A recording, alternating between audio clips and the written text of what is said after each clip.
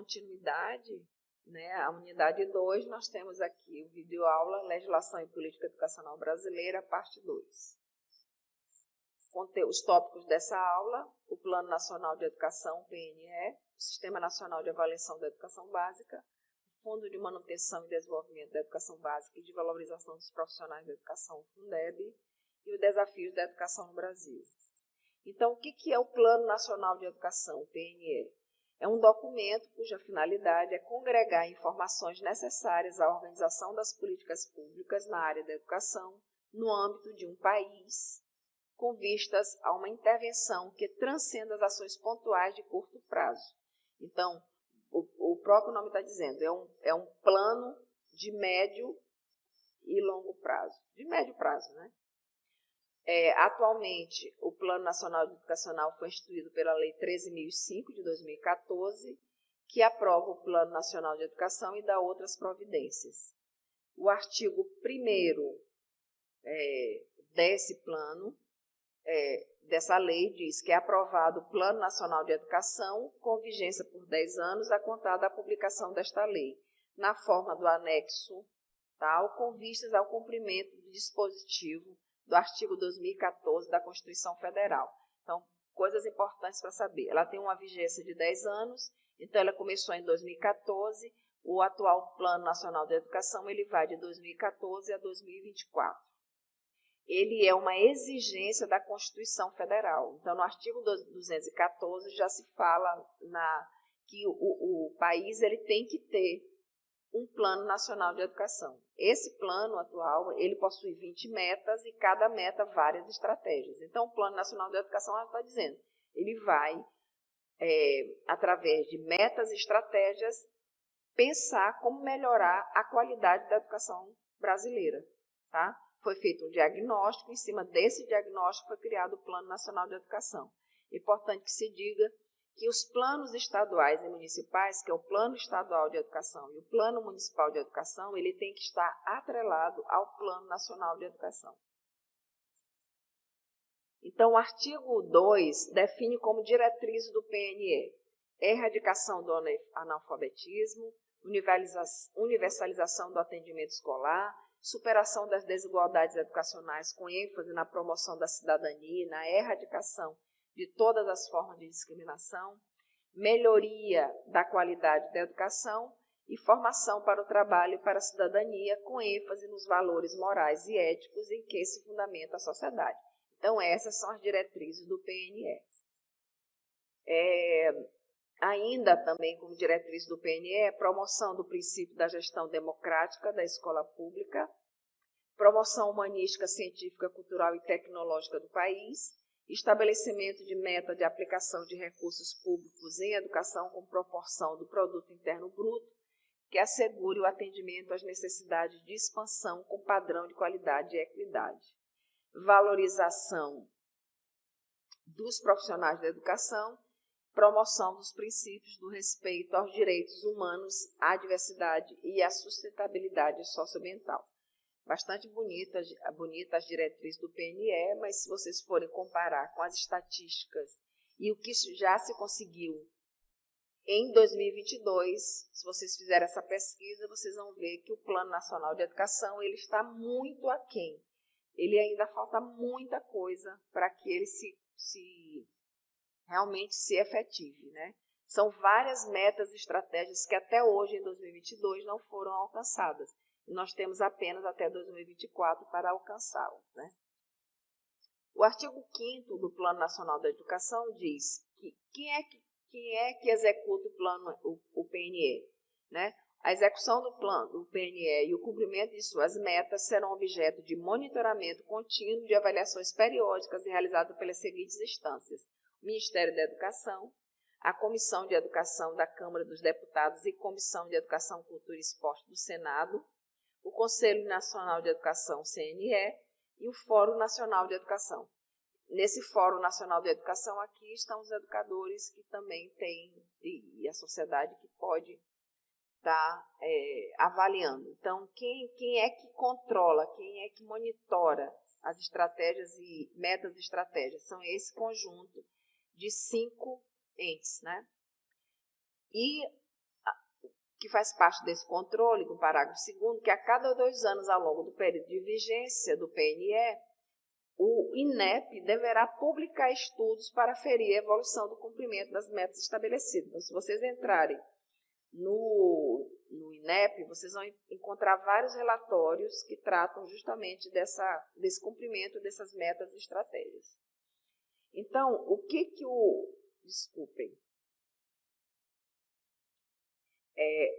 o Plano Nacional de Educação, quais são as metas? Essas aqui são as metas, elas são enormes, eu trouxe só mais ou menos do que se trata essas metas. Universalização da educação infantil e ensino fundamental, universalização da oferta para a educação especial na perspectiva da inclusão, triplicar matrículas em todos os níveis e modalidades, a alfabetização no geral, tanto de jovens, de crianças, jovens e adultos, a implementação da educação integral, elevação da escolaridade e taxa de alfabetização, a garantia do regimento de colaboração entre os entes federados, a valorização dos profissionais da educação e a ampliação do investimento público em educação. Então, esses aqui são basicamente o que tratam as metas do PNE, né? Então, existe todo um conjunto de pessoas pensando, e nesse conjunto de pessoas estão os professores, a escola, mas a gente pergunta, hein, onde é que está o PNE? O que está acontecendo com esse PNE, né? Então, é isso que a gente tem que estar se perguntando sempre. Então, o PNE é isso, é um plano nacional que tem metas e estratégias. Ele tem um prazo até 2024 e pouco tem se concluído e se efetivado em termos de metas, de alcance de metas. Uma outra política que a gente precisa conhecer é o Sistema Nacional de Avaliação da Educação Básica. Então, no livro do Luiz Carlos Freitas, Avaliação Educacional, Caminhando pela Contramão, ele define que existem 3 níveis de avaliação integrados em si. De sistema, institucional e de ensino-aprendizagem. Esse de sistemas aqui é o que nós vamos falar aqui, que é nível da União, né, do município, do Estado. A institucional tem a ver com as escolas, né, e do ensino-aprendizagem tem a ver com sala de aula mesmo. E isso aqui é tudo articulado, né? Então, ele diz que nós temos macroestruturas, que são sistemas educacionais, nós temos mesoestruturas, que são as escolas, e nós temos microestruturas, que são as salas de aula, que é justamente isso aqui que a gente acabou de falar. Tá? Então, no que diz respeito à avaliação dos sistemas, que é o que a gente nos interessa aqui, a sua finalidade maior é promover o desenvolvimento e a consolidação das instituições, elevando a qualidade de suas ações e produtos, né? Então, o Sistema Nacional de Avaliação é uma forma de orientar as políticas públicas, no caso, a política educacional. Então, a temática da avaliação de políticas educacionais está presente nos grandes debates educacionais, trazendo à tona a questão da avaliação enquanto estratégia política. Então, para isso que nós temos um Sistema Nacional de Avaliação. Então, o Sistema Nacional de Avaliação, atualmente no Brasil, é o SAEB, Sistema de Avaliação da Educação Básica, que é um conjunto de avaliações externas em larga escala que permite ao INEP realizar um diagnóstico da educação básica brasileira e de fatores que podem interferir no desempenho do estudante. Então, ele foi criado em 1990 e até os dias atuais ele já sofreu várias mudanças. Então, o SAEB ele é responsável por avaliação da educação básica. E se vocês forem parar para refletir, isso tudo aqui tem a ver com o Plano Nacional de Educação, isso tudo aqui tem a ver com a LDB, com planos estaduais, ou seja, no ponto de vista da política educacional, esses documentos dessa legislação, eles são integrados, articulados, né?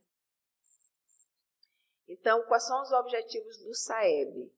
Oferecer subsídios para a elaboração de políticas públicas, identificar problemas e desigualdades da educação, fornecer informações sobre o contexto econômico, social e cultural que influencia o desempenho dos estudantes, visualizar os resultados dos processos de ensino e aprendizagem e desenvolver a pesquisa na área de avaliação.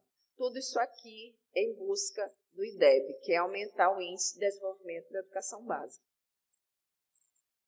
Então, o nosso Sistema Nacional de Avaliação, ele é feito por meio de testes e questionários aplicados a cada 2 anos na rede pública e em uma amostra na rede privada. O SAEB ele reflete os níveis de aprendizagem demonstrados pelos estudantes avaliados, explicando estes resultados a partir de uma série de informações contextuais. Então, o que nós precisamos aqui saber é que o SAEB ele é aplicado a cada 2 anos na rede pública, de forma censitária, e por amostragem na rede privada. As médias de desempenho dos estudantes apuradas no SAEB, juntamente com as taxas de aprovação, reprovação e abandono apuradas no censo escolar, que é uma outra atividade importante dentro da política educacional, que é o censo escolar, ele compõe o Índice de Desenvolvimento da Educação Básica. Então, o governo, o que ele faz? Ele aplica essas avaliações na educação básica e ele faz uma compilação disso com o censo escolar e daí sai o Índice de Desenvolvimento da Educação Básica.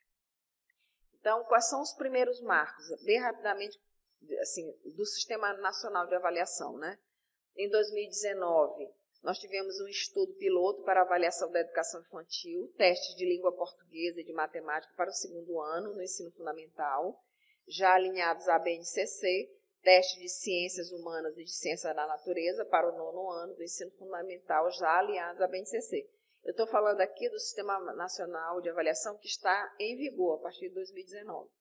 Em 2021, nós tivemos a implementação da avaliação da educação infantil, realizada por meio da aplicação de questionários eletrônicos para os professores e diretores de creches, de pré-escolas, bem como gestores das redes.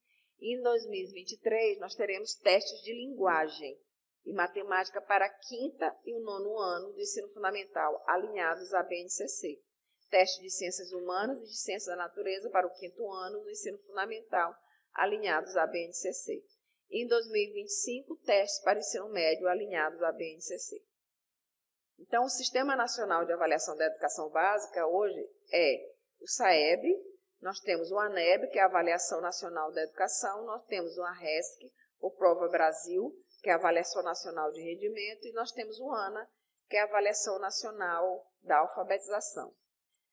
A Prova Brasil, o ANEB, né, a Avaliação Nacional de Rendimento Escolar, ele é bianual. O objetivo principal é mensurar a qualidade do ensino ministrado nas escolas das redes públicas em língua portuguesa e matemática. Apresenta ainda indicadores contextuais sobre as condições extra e intraescolares. Então, aqui está mostrando que o ANRESC ele é censitário de 5º a 9º ano de ensino fundamental. Nós temos aqui o ANEB, as escolas são selecionadas de forma probabilística, por sorteio, considerando os estratos de interesse da avaliação, dependência administrativa, unidade da federação, localização e etc. Então, o governo ele escolhe, né, de forma probabilística, por sorteio, de acordo com aquilo que ele quer avaliar.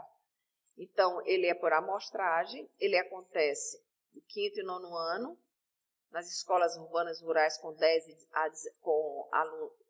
de 10 a 19 alunos, na 3ª série do ensino fundamental de escolas públicas e 5º a 9º ano do ensino fundamental nas escolas privadas. Nós temos ainda o ANA, que é uma avaliação externa, que o objetivo é aferir os níveis de alfabetização e letramento em língua portuguesa, leitura escrita e matemática dos estudantes do 3º ano do ensino fundamental das escolas públicas. As provas aplicadas aos alunos fornecem 3 resultados: desempenho em leitura, desempenho em matemática e desempenho em escrita. A ANA, a Avaliação Nacional de Alfabetização, é censitária, portanto, será aplicada a todos os alunos matriculados no 3º ano do ensino fundamental. Então, basicamente, esse é o Sistema Nacional de Avaliação da Educação Básica, que aí o material que eu disponibilizei para vocês vai ajudar melhor na compreensão. E, por último, nós vamos falar do Fundo de Manutenção e Desenvolvimento da Educação Básica e Valorização dos Profissionais da Educação, que nós temos, inclusive, um vídeo que eu trouxe para vocês que vocês analisem.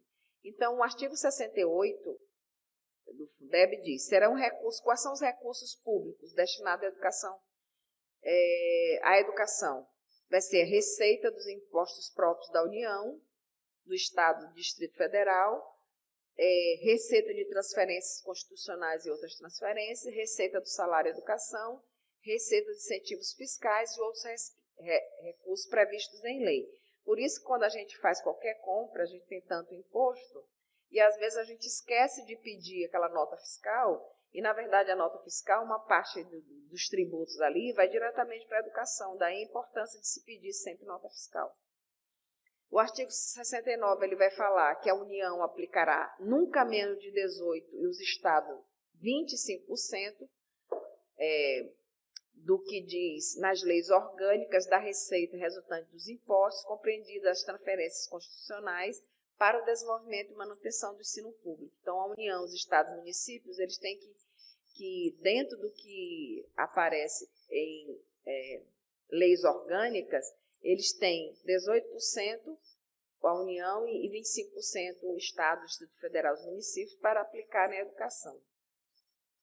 Então, esse fundo ele foi criado, né, pela Emenda Constitucional número 56, de 2006, e regulamentado pela Medida Provisória 339 de 2006, convertida na Lei 11.494 de 2007, e pelos decretos 6.253 e 6.278, de 13 de 11 de 2017.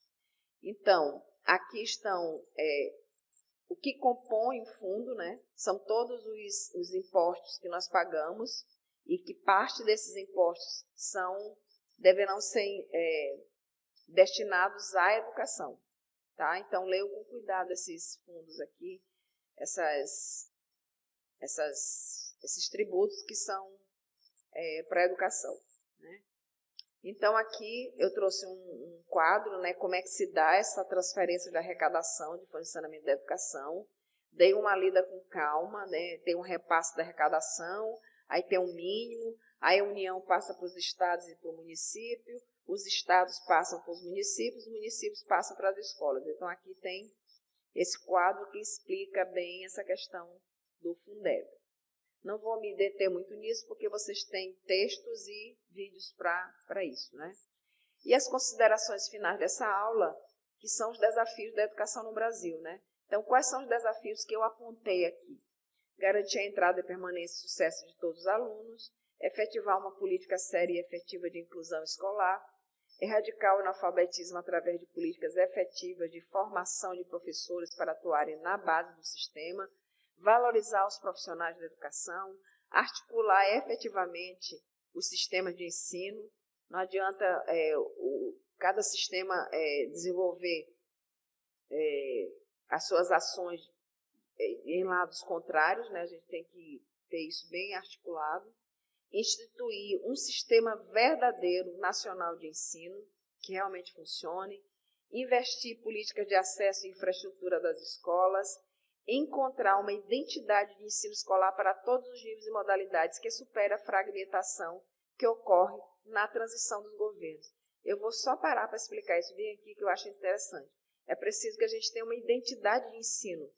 Que tipo de escola nós queremos ter para a população brasileira, né?